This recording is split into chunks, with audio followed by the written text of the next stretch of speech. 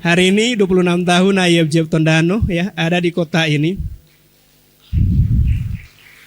Yang sudah 26 tahun di gereja ini boleh angkat tangan. Ada lagi yang 20 tahun ke atas. Yang 20 tahun ke atas. Ibu Ola. Tadi yang 26 tahun. Ya, hari ini kita bersyukur. Saya berdoa secara khusus karena temanya adalah ketika di bawah tekanan. Kayaknya enggak cocok saudara ya. Kalau kemudian di hari yang begitu spesial ulang tahun ke-26 membawakan tema ketika berada di bawah tekanan. Saudara. Saya kepinginnya membawa tema yang merupakan tema ulang tahun kita. Saudara. Enlarge saudara ya. Itu kayaknya lebih masuk gitu. Tapi setelah saya membaca materi dan kemudian saya berdoa, Tuhan mewahyukan sesuatu yang saya yakini kita akan diubah untuk memiliki perspektif yang berbeda atau cara pandang yang berbeda terhadap sebuah tekanan yang kita alami di dalam kehidupan kita. Amin saudara. So kalau pada pagi siang hari ini, setiap kita mungkin dalam pergumulan, setiap kita dalam proses, setiap kita berada di bawah tekanan, maka terimalah setiap apa yang menjadi kebenaran firman. Karena itu akan mengubah cara pandang kita untuk melihat setiap pergumulan, proses, tekanan dalam hidup kita. Nah, hari ini kita akan belajar dari kehidupan seorang Daud, saudara ya. Mari buka bersama dengan saya. Kisah di dalam 1 Samuel pasalnya yang ke-21, ayatnya yang ke-10 sampai ayat 15. Ya, jemaat boleh menyimak, saya akan baca buat kita semua. Kemudian bersiaplah Daud dan larilah ia pada hari itu juga dari Saul. Sampailah ia kepada Akis raja kota Gad. Pegawai-pegawai Akis berkata kepada tuannya, "Bukankah ini Daud raja negeri itu? Bukankah tentang dia orang-orang menyanyi berbalas-balasan sambil menari-nari demikian? Saul mengalahkan beribu-ribu musuh, tetapi Daud berlaksa-laksa." Daud memperhatikan perkataan itu dan dia menjadi takut sekali kepada Akis, raja kota Gad itu. Ayat 13 sampai ayat 15. Silakan jemaat boleh membacanya dengan suara yang paling keras. 3, 2, 1.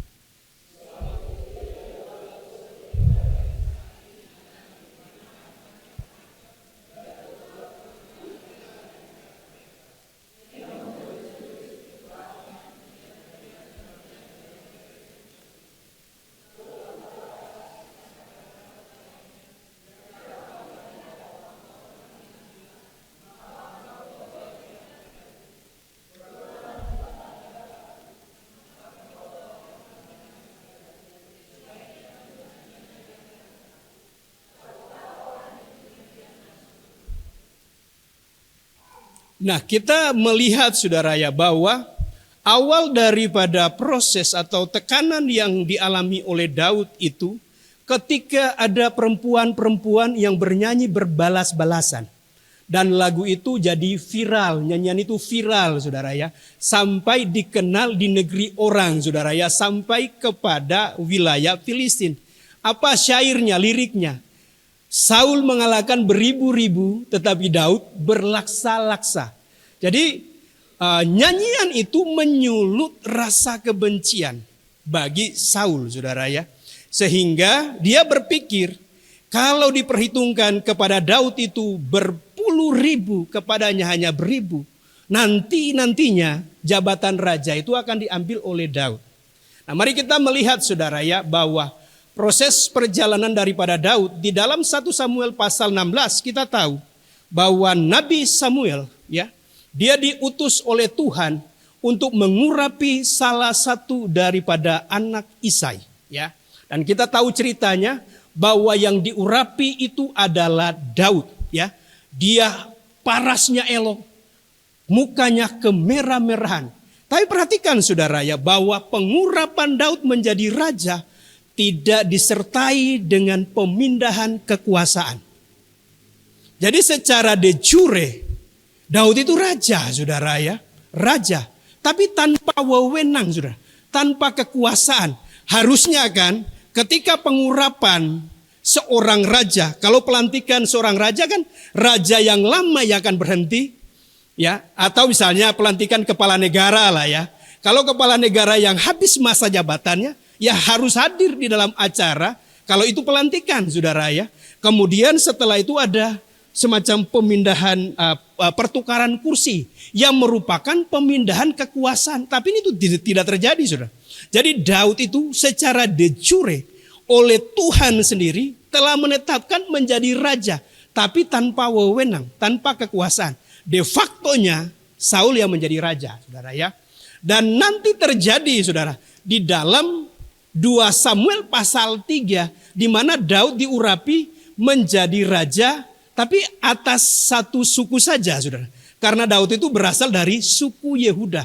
Nanti di dalam 2 Samuel pasal 5, pasal 5 ayat 3, baru kemudian Daud itu diurapi menjadi raja atas seluruh Israel. Nah perhatikan saudara, dari pasal 19, kalau tadi pasal 21 kan, dari pasal 19 sampai pasal 30 dari 1 Samuel, Daud itu mengalami pressure, saudara. Daud itu mengalami tekanan yang begitu kuat. Nah perhatikan saudara, next, fakta bahwa tekanan atau pressure itu tidak menggagalkan rencana Tuhan. Karena Daud tetap menjadi raja, maka kita harus bisa melihat bahwa tekanan itu adalah proses yang menjadi bagian untuk mewujudkan rencana Tuhan. Amin, saudara. Jadi ketika kita berada dalam tekanan, saudara, tekanan itu tidak akan menggagalkan rencana Tuhan dalam hidup kita. Maka jangan bersungut-sungut, saudara. Jangan menggerutu. Amin, saudara. Ketika tekanan itu datang, saudara, itu berarti merupakan sebuah kabar baik bahwa itu adalah proses yang Tuhan kerjakan dalam kehidupan kita untuk mewujudkan rencananya. Amin, karena Tuhan tidak pernah gagal atas hidup kita. Dan seorang saudara, seorang yang diberikan di dalam sebuah kedudukan kepemimpinan, ya, dia memiliki suatu tanggung jawab atau beban yang lebih dibandingkan orang kebanyakan. Karena itu perlu untuk diberikan beban atau semacam tekanan dalam hidupnya. Maka saya mau katakan bahwa semakin besar tekanan yang dialami oleh seseorang, akan semakin tinggi posisinya. Bisa katakan amin, saudara. Karena posisi di dalam struktur pemerintahan misalnya, saudara, seorang bupati dengan yang hanya kepala dinas, beda tekanannya, saudara. Lebih tinggi di mana? Lebih tinggi tanggung jawab dan bebannya kepada orang yang lebih tinggi kedudukan. Semalam saya menemukan pimpong, saudara. Ini punya anak-anak kids ini. Dan saya mau jadikan sebagai ilustrasi. Kebetulan ketemu, saudara ya. Misalkan, saudara ya, ini bola pimpong ini, saudara. Saya taruh posisi seperti ini, saudara. Kemudian tanpa diberikan suatu tekanan dari tangan saya, hanya berdasarkan kepada daya tarik bumi atau gravitasi, maka kita melihat, boleh perhatikan ya baik-baik, semua mata harus ke sini ya. Kita lihat ketinggiannya segini, saudara. Tapi kemudian dari jarak yang sama, pantulannya lebih tinggi, saudara. Dan perhatikan, saudara, bukankah Tuhan memberikan sebuah pengertian melalui ayat bahwa Dia tidak akan memberikan ujian atau pencobaan melebihi kekuatan kita. Nah perhatikan bahwa bola pimpong ini punya kemampuan untuk menahan tekanan. Kalau mungkin ya misalnya ini lantai tanpa karpet, saya kemudian banting, sudah ada kemungkinan pecah. Ada kemungkinan. Itu sebabnya ketika kita ada di dalam tekanan, Tuhan tahu kok batas kemampuan kita. Sehingga Dia tidak akan memberikan tekanan atau proses yang melampaui kemampuan setiap kita. Pasti kita akan melewati karena ada tujuan besar Tuhan di dalam kehidupan kita. Sama seperti yang dilakukan Tuhan terhadap Daud. Mari kita lihat proses yang dialami oleh Daud. Supaya kita bisa memahami seperti apa Tuhan yang memproses Daud. Tapi proses ini tidak ada kaitannya dengan dosa, saudara. Kalau dosa itu berarti berlaku hukum tabur tuai. Anda mengalami konsekuensi daripada dosa. Itu bukan proses, saudara. Itu sebagai konsekuensi menabur di dalam dosa, Anda akan menuai, saudara. Bisa pahami, saudara? Ini tidak ada kaitannya dengan, bukankah Daud di dalam konteks ini tidak melakukan pelanggaran, bukan? Maka mari kita lihat prosesnya. Di dalam 1 Samuel pasal 19, Daud itu lagi makan ini, saudara ya. Dilempari oleh Saul dengan tombak dan dia bisa mengelak, saudara. Dan dengan terpaksa dia meninggalkan istrinya yang merupakan anak dari Saul, yaitu Mikal. Di pasal 21, ini yang kita baca, saudara. Lari dari kejaran musuh sampai berpura-pura gila. Jangan-jangan orang-orang yang di Tondano ini memang lagi berpura-pura, saudara. Di pasal 22 tinggal di Gua Adulam. Di pasal 23 tinggal di padang gurun Sif. Di pasal 24 di padang gurun En-Gedi atau padang gurun Yehuda. Di pasal 26 di bukit Hakhila di padang belantara. Di pasal 30 ini yang paling berat, saudara. Di mana kota yang diberikan menjadi tempat kediaman dari Daud dan keluarganya, ya istri, anak-anaknya. Kemudian para pengikutnya, dia bersama keluarganya tinggal. Tiba-tiba itu saat Daudnya lagi keluar bersama laki-lakinya, para pengikut yang laki-laki itu keluar. Kota itu dibakar oleh musuh. Dan kemudian dijarah habis-habisan. Istri, ya, kedua istrinya ditawan. Dan menyebabkan Daud itu sangat terjepit. Dan perhatikan bahwa tekanan yang dialami oleh Daud lebih daripada 10 tahun. Hari ini berapa banyak dari antara kita yang mungkin sudah bergumul bertahun-tahun. Saya mau beritahu bahwa Daud mengalami itu di atas 10 tahun. Tekanan. Jadi kalau kita dalam sebuah tekanan, lagu tadi mengatakan, tenanglah hai jiwaku, sabarlah, jangan menyerah. Amin, saudara. Jangan menyerah. Nah, mari kita lihat ya beberapa hal yang ingin saya mau sampaikan. Saya membatasinya di dalam 3 saja untuk mengingat waktu, saudara, supaya tidak terlalu panjang. Ada 3 hal, saudara ya. Yang pertama adalah bahwa tekanan atau pressure itu membuat seseorang bisa menjadi lembut dan rendah hati. Jadi tekanan itu akan membuat orang itu menjadi seorang yang lembut dan rendah hati. Gambar berikut ini ya mungkin pernah kita mengkonsumsinya. Ini adalah ikan kaleng sardin. Siapa tahu sardin itu banyak sekali durinya. Tahu ya? Jadi di dalam proses pengalengan ada beberapa tahapan. Dan salah satu tahapannya adalah memasukkan ke sebuah alat untuk ikan kaleng, saudara ya. Ke sebuah alat yang bernama retor, saudara ya. Retor. Dan itu diberikan tekanan uap yang sangat tinggi di dalam suhu sekitar 115 derajat Celcius selama kurang lebih 10 sampai 15 menit. Tergantung daripada besarnya ukuran kaleng. Tujuannya apa, saudara? Tujuan yang pertama mematikan bakteri, saudara. Itu tujuan pertama. Tujuan yang kedua, ini yang penting, saudara. Yaitu membuat tulang-tulangnya jadi lembut, jadi lunak, saudara. Tanpa menghancurkan model tampilan daripada ikan tersebut. Jadi kalau biasanya prosesnya, kepalanya akan dipotong, ya, dipisahkan. Kemudian isi perutnya dikeluarkan, ekornya juga dikeluarkan. Setelah itu dalam kondisi yang seperti itu utuh. Maka melalui tekanan tadi yang sangat tinggi, tidak akan menghancurkan bagian daripada tekstur ikan dari sardin ini. Tapi tulang-tulangnya jadi lembut, saudara. Tidak enak kan kalau misalnya makan ikan sardin yang tulangnya sampai di bagian celah-celah daging dan kemudian tertusuk, saudara. Tidak enak, saudara. Kalau misalnya dibuat kuah, saudara. Paling enak sih kalau ukurannya kecil ya digoreng. Membuat tulangnya itu jadi tore, orang Manado bilang. Dan itu enak untuk dimakan, saudara ya. Nah, perhatikan, saudara, bahwa proses tekanan terhadap ikan kaleng membuat yang di dalamnya menjadi lembut, ya, tetapi tampilan luarnya tidak rusak. Nah, tekanan yang dari Tuhan, saudara, proses yang dari Tuhan, kita ini nggak akan berubah kecuali dalam perjalanan waktu, ya menjadi semakin tua. Tidak akan berubah dalam proses Tuhan dari body kita, saudara. Tapi yang di dalamnya ini mengalami perubahan. Menjadi orang yang lembut, saudara. Nah, kalau kemudian perkataan kita menusuk-nusuk kayak tulang, saudara. Bisa melukai orang. Itu butuh proses, saudara. Amin, saudara. Dan Tuhan mau setiap kita itu harus menjadi pribadi yang menyenangkan buat orang lain. Makanya perlu diproses. Amin, saudara. Nah, mari kita lihat, ini adalah kesimpulan daripada kehidupan Daud.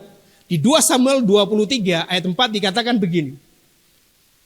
2 Samuel 23 ayat 1, saudara ya. Inilah perkataan Daud yang terakhir. Jadi kata-kata dari Daud ini, saudara. Perkataan dari Daud. Dan kemudian dideskripsikan siapa Daud itu. Tutur kata Daud bin Isai dan tutur kata orang yang diangkat tinggi. Orang yang diurapi Allah Yakub. Perhatikan, pemazmur yang disenangi di Israel. Apakah mazmurnya yang disenangi? Enggak, saudara. Ini berbicara tentang Daudnya yang disenangi. Amin, saudara. Dan kata disenangi dari kata Ibrani naim. Yang artinya sangat menyenangkan. Nah, kita akan menjadi pribadi yang menyenangkan. Pribadi yang menjadi berkat buat orang lain. Tutur kata kita akan membuat orang bisa terhibur, bisa diingkaris, bisa termotivasi. Kalau kita melewati proses. Dan bagian dalam yang menyakiti itu diremukkan untuk menjadi lembut. Itu tujuan proses. Amin, saudara. Hal yang kedua, saudara. Bahwa pressure itu membuat seseorang menjadi berkembang. Jadi tanda seseorang itu hidup, bertumbuh, berkembang melalui setiap tekanan demi tekanan yang dia alami. Nah, perhatikan gambar berikut ini, saudara. Ini adalah kulit kayu yang pecah. Kalau pergi ke Paleloan di tempatnya Pastor Eren, saudara ya, ada pohon mahoni itu ya, yang dijadikan rumah itu ya, ada rumah pohon. Itu pohonnya begitu besar.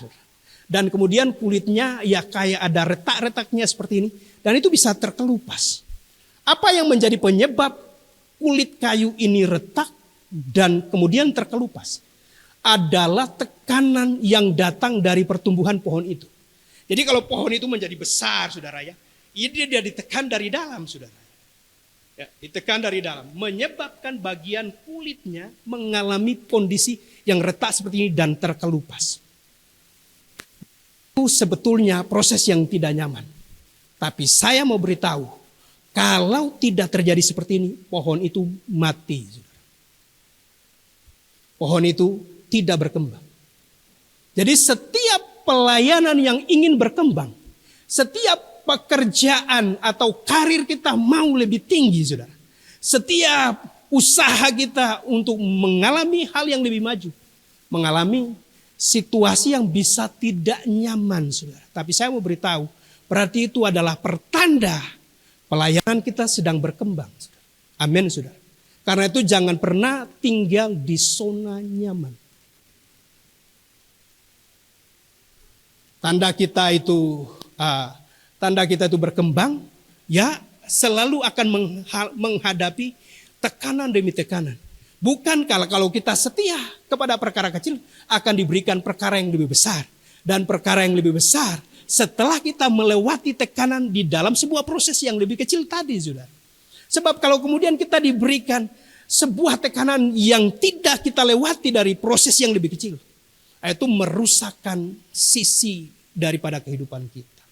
Kemudian hal yang ketiga, saudara, bahwa tekanan atau pressure itu membuat kita menjadi lebih kuat.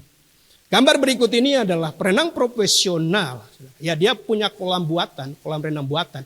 Yang di bagian sisi kiri bawahnya itu adalah alat yang bisa mengatur tekanan arus, saudara. Jadi dari kondisi yang arus tekanan yang rendah, kemudian orang bisa berenang. Kalau dia bisa terus bertahan ya di bagian tengah, tidak terbawa ke bagian yang pinggir sana, tekanan arusnya akan diperbesar. Tujuannya apa, saudara? Untuk membuat perenang itu menjadi lebih kuat dan menjadi lebih cepat, saudara. Amin, saudara. Jadi tekanan itu akan membuat kita itu akan kuat. Bukankah kita melihat kehidupan daripada Daud setelah mengalahkan beruang dan mengalahkan singa, dia menghadapi sebuah tantangan yang lebih besar, bukan? Kalau tanpa pengalaman sebelumnya, saudara, kayaknya tidak akan terjadi, saudara, untuk pertempuran dengan Goliat. Karena dia sudah meyakini dalam tekanan menghadapi beruang dan singa, dia mampu, saudara. Maka kemudian dibawa ke level yang lebih tinggi lagi. Jadi kalau semakin tinggi tekanan dalam kehidupan kita, pressure dalam kehidupan kita, itu artinya nih kita naik level, saudara. Amin, saudara. Nah sekarang, apa yang akan kita lakukan? Ini penting. Ketika kita berada dalam tekanan. Kita akan kembali ke kehidupan daripada Daud. Hal yang pertama adalah bersyukur, bermazmur, dan memuji Tuhan. Amin, saudara ya. Mari kita boleh melihat beberapa mazmur, saudara ya, dalam 2 slide, saudara ya. Kita kalau baca di dalam mazmur itu bisa dilihat di dalam judul atasnya, Mazmur Daud. Karena mazmur itu banyak penulisnya. Ada mazmur Daud, ada mazmur Bani Korah, ada Bani Asaf, ada dari Salomo, saudara ya. Ada dari Musa, saudara ya. Jadi harus bisa diperhatikan bagian atas. Nah Daud ini kan pemazmur yang disenangi di Israel. Jadi dia menulis banyak sekali mazmur. Dan secara khusus beberapa pasal itu diberikan keterangan saat posisinya lagi di mana. Maka kita boleh melihat, saudara, di pasal 34. Ini tadi waktu berpura-pura gila tadi, saudara. Itu bisa bermazmur loh, saudara. Berpura-pura gila, tapi dia bermazmur. Pada waktu ia pura-pura tidak waras pikirannya di depan Abimelek sehingga ia diusir lalu pergi. Pasal 52, ini saat ada orang yang menjadi mata-mata yang merupakan orang Edom yaitu Doeg, saudara. Dia beritahu bahwa Daud itu lagi di rumah Imam Ahimelek. Jadi dilaporkan, makanya kemudian Saul itu bersama pasukannya nyusul. Dan apa yang terjadi? Daudnya udah meninggalkan Imam Ahimelek. Dan yang terjadi adalah semua imam dibunuh, saudara. Tapi di saat yang seperti itu Daudnya bermazmur. Di pasal 54 hampir sama, saudara. Karena yang memberitahu itu adalah orang-orang Sifi. Ketika dia di padang gurun Sif, saudara ya. Jadi diberitahu, ini Daud lagi di sini, saudara. Maka kemudian Saulnya dengan pasukannya datang. Di pasal 56 ayat 1. Pada saat dia ditangkap oleh orang Filistin di Gad. Di pasal 57. Saat Daud itu lari daripada Saul ke dalam gua, saudara. Kemudian pasal 59, saudara. Saat ada orang suruhan Saul mengawasi rumahnya dan tujuannya membunuh dia. Pasal 142. Ketika ia ada di dalam gua dan itu suatu doa. Nah kalau kita macet aja dengan kendaraan kemudian kita mengeluh. Kayaknya kita harus bisa mengubah perspektif kehidupan kekristenan kita. Kalau hujan deras saat kita mau keluar. Kemudian kita ini bersungut-sungut. Itu penandanya bahwa kita masih terlalu rendah dalam proses. Kalau dengan situasi yang jauh di bawah dari problem, pergumulan, tekanan yang Daud alami. Hari ini harus kita ubah. Bahkan ini yang bagian paling akhirnya ya, saya dapatkan Mazmur 63. Mazmur 63, next slide. Ketika ia ada di padang gurun Yehuda. Saya sengaja kenapa? Karena isinya adalah suatu rasa lapar dan haus yang begitu dalam. Dia bukan lagi ibadah, saudara. Dia bukan di dalam suasana praise and worship. Dia ada di padang gurun. Dalam pelarian daripada musuh yang mau membunuh dia. Tapi perhatikan. Ya Tuhan Engkau Allahku. Aku mencari wajah-Mu. Jiwaku haus kepadamu. Rindukanmu. Ku pandang tempat kudus-Mu. Sambil melihat kemuliaan-Mu. Sebab kasih setiamu lebih baik dari hidup. Ku memuji Tuhan seumur hidupku. dan menaikkan tanganku demi namamu. Sungguh kau telah menjadi penolongku, di dalam naungan sayapmu jiwaku melekat kepadamu. Amin saudara. Lagu yang dinyanyikan tadi Hari Terbaik, jangan hanya keluar di mulut bibir. Walau jiwaku, walau tubuhku diremukan, walau jiwaku terkoyakkan, pujianku takkan terhentikan. Rohmu yang memberi penghiburan, akan kupikul salibmu, cukuplah kasih setiamu. Jangan ketika kita lagi naik jabatan baru bikin ucapan syukur. Jangan ketika seolah-olah secara lahiriah kita mendapatkan berkat materi baru kita menaikkan ucapan syukur. Saat-saat yang paling kelam dalam kehidupan kita, saat kita melewati lembah-lembah kekelaman, naikkan pujian yang terbaik buat Tuhan. Amin saudara. Karena ketika seseorang berada di padang gurun itu bukan tempat tujuan. Saudara. Padang gurun itu hanya sebuah perjalanan. Kelak nantinya seperti Daud yang menjadi raja, tujuan kita akan sampai di sana. Dan semakin cepat seseorang meresponi dengan cara Tuhan, akan semakin cepat dia keluar dari proses itu. Musa butuh 40 tahun di padang gurun. Dan kita boleh melihat seperti Yakub ya dalam prosesnya 20 tahun. Kemudian Daud ini kira-kira 16 sampai 17 tahun. Baru Yusuf di kisaran sekitar 13 tahun. Dan Tuhan Yesus 40 hari saja. Saudara. Mau 40 hari? Mau lawan-lawan Tuhan tuh orang. Hanya Tuhan itu 40 hari saudara. Setiap kita akan butuh sebuah proses. Tapi kita kalau meresponi seperti cara Daud meresponi. Pasti kita akan sampai kepada rencana Tuhan yang luar biasa atas kehidupan kita. Jadi yang pertama adalah apa saudara? Nyanyikan senantiasa pujian pengagungan kepada Tuhan. Amin. Pujianku tak akan terhentikan oleh apapun. Maka aku selalu bersyukur dan memuji-muji nama-Mu. Biarlah pujian pengagungan ada di dalam mulutku dan di dalam kerongkongan. Dan aku akan bermazmur bagi Tuhan. Gunung batuku, kekuatanku, keselamatanku, panji kemenangan. Itu yang harus kita selalu perdengarkan saudara. Dari dalam hati kita. Meskipun di dalam proses. Hal yang berikut saudara adalah menguatkan kepercayaan kepada Tuhan. Di dalam 1 Samuel pasal 30. Ini kisah ketika Siklak terbakar. Saya bacakan ya. Ketika Daud dan orang-orangnya sampai ke kota itu, tampaklah kota itu terbakar habis. Dan istri mereka serta anak mereka yang laki-laki dan perempuan telah ditawan. Lalu menangislah Daud dan rakyat yang bersama-sama dengan dia itu dengan nyaring sampai mereka tidak kuat lagi menangis. Ini sebuah hal yang begitu sangat sulit sekali. Ya.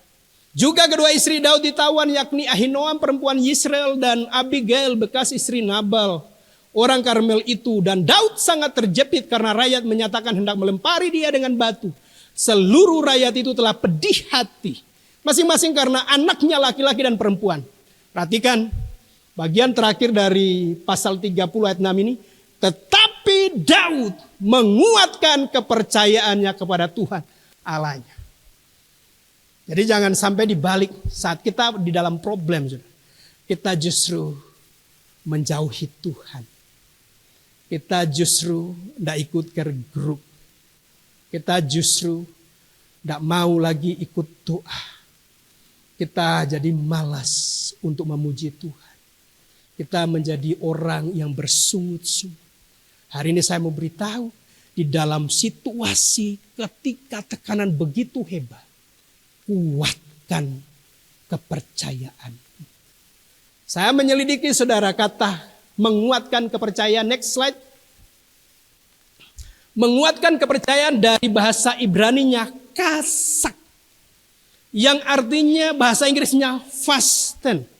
Yang artinya dalam bahasa Indonesia adalah mengikatkan, memasang, mengaitkan, mengunci, saudara. Next slide. Orang yang pernah naik pesawat, saudara ya, pasti akan selalu mendengar perintah saat take off, saat lagi di udara dalam kondisi cuaca buruk, atau mungkin dalam kondisi ketika pesawatnya bergoyang, saudara. Dan saat akan mendarat atau landing, saudara, akan mendengar seperti ini. Fasten your seat belt. Pasang seat beltnya. Kenapa demikian? Karena kalau tidak dipasang, saudara, saat ketika berada di dalam cuaca yang buruk, itu bisa kalau turbulensi, saudara. Kalau mungkin kendaraan ya bisa diperkirakan lah, ini ada lubang di sini, saudara. Tapi kalau pesawat tiba-tiba dalam kondisi hampa udara, kemudian jatuh dengan ketinggian tertentu, itu bisa terlempar, saudara. Amin, saudara. Dan saya mau beritahu, ketika terjadi turbulensi di dalam perjalanan hidupmu, ketika ada gelombang yang membuat Anda terombang-ambing, kuatkan kepercayaanmu kepada Tuhan. Fasten your faith. Amin, saudara. Ikatkan, pasang, kaitkan, kunci, saudara, kepada Tuhan. Agar tidak terombang-ambing, terlempar oleh badai di dalam perjalanan kehidupan Anda. Seperti Daud, saudara. Menguatkan kepercayaan. Dan ini adalah proses yang paling akhir. Yang paling beratnya, ini prosesnya, saudara. Ketika dia menguatkan kepercayaan, dia ngejar, ketemu, saudara. Dan setelah itu dia diurapi menjadi raja atas Yehuda dan kemudian atas Israel. Yang ketiga, saudara. Dan saya akan selesai di sini, saudara. Saya mengundang untuk para pemain musik bisa maju ke depan. Yang terakhir, jaga tangan tetap bersih. Jaga hati tetap bersih. 1 Samuel pasalnya yang ke-24 ayat 11 atau ayat 12. Lihatlah dahulu ayahku, lihatlah kiranya punca jubahmu dalam tanganku ini, sebab dari kenyataan bahwa aku memotong punca jubahmu dengan tidak membunuh engkau, dapatlah kau ketahui dan kau lihat bahwa tanganku bersih daripada kejahatan dan pengkhianatan, dan bahwa aku tidak berbuat dosa terhadap engkau, walaupun engkau ini mengejar-ngejar aku untuk mencabut nyawa. Anda perhatikan bahwa semua tekanan, proses dalam kehidupan daripada Daud sumbernya dari siapa? Saul. Dan Saul itu di dalam ayat ini, Daudnya menyebutnya sebagai apa? Ayahku. Karena merupakan mertuanya dia, saudara. Dan hari-hari ini kalau setiap kita mungkin ada proses pergumulan, ada gesekan dengan mertua, saudara. Taruh untuk di hati ini supaya tetap bersih. Daud tidak membalas. Sekalipun ada kesempatan. Bukti bahwa dia tidak mendendam. Tidak ada pengkhianatan. Tidak ada kepahitan dalam kehidupan. Dia hanya potong punca jubah. Tidak membunuh Saul. Dengan tidak menyentuh badan atau tubuh daripada Saul. Membuktikan kemurnian hatinya. Bahwa dia tidak ada pengkhianatan. Kita terkadang diproses, saudara. Kalau kita melihat ya, bahwa Saul juga adalah raja. Dan Daud adalah salah satu prajurit. Berarti apa? Ada hubungan antara atasan atau pimpinan dengan bawahan. Saya mau berkata, mungkin kita bisa diproses dari orang tua kita, saudara. Dari orang tua kita yang merupakan mama mantu atau papa mantu. Kita bisa diproses dari pimpinan kita. Bahkan saya mau katakan bahwa mungkin para pengurus gereja ini dengan jemaat, saudara ya, diproses melalui hidup saya. Sebagai apa? Sebagai gembala. Tapi jangan pernah untuk menaruh kepahitan kepada pastor. Urusannya harus dengan Tuhan. Karena pastor pun urusannya nanti dengan Tuhan. Kalau kemudian bos, pimpinan memproses hidup Anda, menekan demikian kuat, ada kebijakan-kebijakan atau perintah-perintah yang sepertinya dari diri kita ini kita kurang sering diproses. Jangan sampai hati kita ini ada kebencian. Harus bersih. Dan ini terjadinya sampai 2 kali. Sampai 2 kali. Bukankah anak buahnya udah ngomong? Daud itu di dalam Mazmurnya pernah dia mendapatkan pewahyuan bahwa musuh-musuhnya akan diserahkan kepadanya. Makanya anak buahnya ngomong, ini waktunya penggenapan daripada apa yang diwahyukan oleh Tuhan bahwa musuh-musuh akan diserahkan. Itu sampai sampai sepupunya dia, saudara ya. Jadi sampai sepupunya dia, anak daripada kakak, ponakannya dia ngomong, aku sekali tombak aja mati Saul. Tapi Daudnya berkata, jangan sentuh, jangan jamah orang yang diurapi oleh Tuhan. Meskipun Saul mantan diurapi, dia pernah diurapi, tapi roh Tuhan telah undur dari. Tapi Daud tidak menjamah. Hari-hari ini kalau kita berada di dalam sebuah pressure tekanan, lihatlah dengan cara pandang seperti Tuhan melihat melalui kehidupan Daud. Tetap naikkan pujian, kuatkan iman, kuatkan kepercayaanmu kepada Tuhan, dan jaga tangan dan hati kita tetap bersih. Siapkan kehidupan kita untuk masuk dalam perjamuan kudus.